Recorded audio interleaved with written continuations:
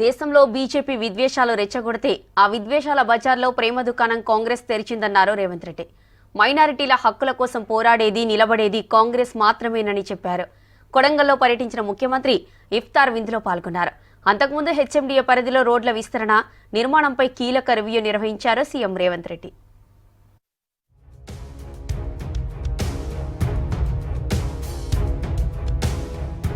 కొడంగల్లో పర్యటించారు ముఖ్యమంత్రి రేవంత్ రెడ్డి. బేగంపేట నుంచి ప్రత్యేక హెలికాప్టర్లో కొడంగల్ చేరుకున్న సీఎం వెంకటేశ్వర స్వామి బ్రహ్మోత్సవాల్లో పాల్గొన్నారు. ఆలయానికి చేరుకున్న ముఖ్యమంత్రికి అర్చకులు పూర్ణకుంభంతో స్వాగతం పలికారు. స్వామివారికి పట్టు వస్త్రాలు సమర్పించారు సీఎం రేవంత్. వెంకటేశ్వర స్వామి ఆలయంలో ప్రత్యేక పూజలు చేశారు రేవంత్ రెడ్డి.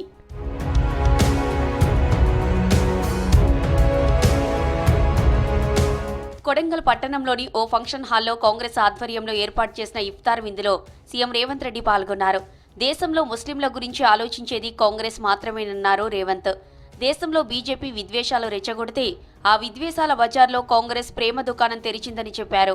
ఇదే స్లోగన్తో రాహుల్ గాంధీ దేశమంతా జోడో యాత్ర చేశారని గుర్తు చేశారు.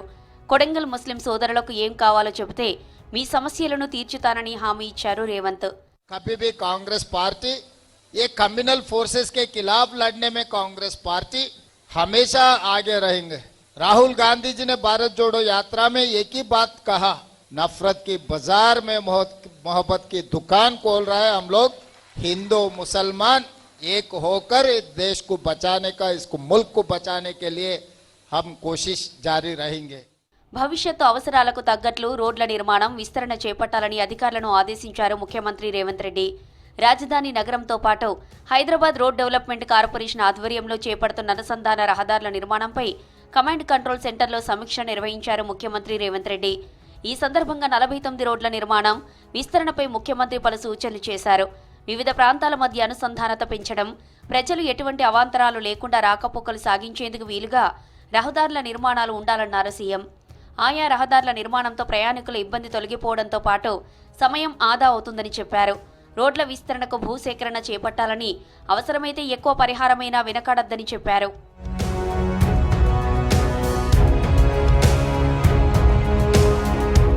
గల్ఫ్ కార్మిక కుటుంబాలకు రాష్ట్ర ప్రభుత్వం అండగా నిలుస్తోందన్నారు సీఎం. హైదరాబాద్లో గల్ఫ్ భరోసాకు సంబంధించి ప్రవాసీ మిత్ర సంస్థ రూపొందించిన పోస్టర్, డాక్యుమెంటరీ ఆవిష్కరించారు. ఇప్పటికే గల్ఫ్ కార్మికుల సామాజిక భద్రతకు రాష్ట్ర ప్రభుత్వం వివిధ సంక్షేమ కార్యక్రమాలు చేపట్టింది. ఇందుకు సంబంధించిన డాక్యుమెంటరీని రూపొందించారు. ఈ కార్యక్రమంలో రాష్ట్ర ఖనిజాభివృద్ధి సంస్థ చైర్మన్ ఈరవత్రి అనిల్, ప్రవాసీ మిత్ర ప్రతినిధులు పాల్గొన్నారు.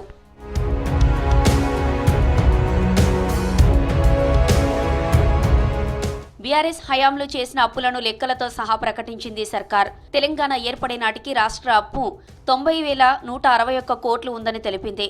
కాంగ్రెస్ ప్రభుత్వం ఏర్పడే నాటికి వివిధ కార్పొరేషన్ల ద్వారా బీఆర్ఎస్ ప్రభుత్వం చేసిన అప్పు దాదాపు 8,19,000 కోట్లకు చేరిందని స్పష్టం చేసింది. ఈ అప్పు తీర్చేందుకే ప్రభుత్వం 15 నెలల్లో 1,58,000 కోట్లు అప్పు చేయాల్సి వచ్చిందని చెప్పింది. ఏ కార్పొరేషన్ కింద ఎంత అప్పు ఉంది, ఎంత చెల్లించామనేది ప్రభుత్వం లెక్కలతో సహా ప్రకటించింది.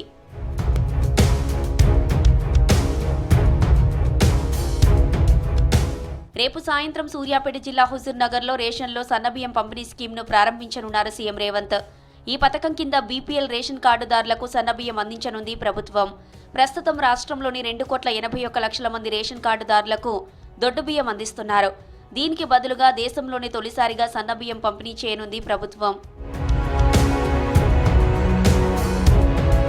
ప్రభుత్వం మరో కీలక నిర్ణయం తీసుకుంది. గ్రామ పాలన ఆఫీసర్ల పోస్టుల భర్తీకి నిర్ణయం తీసుకుంది.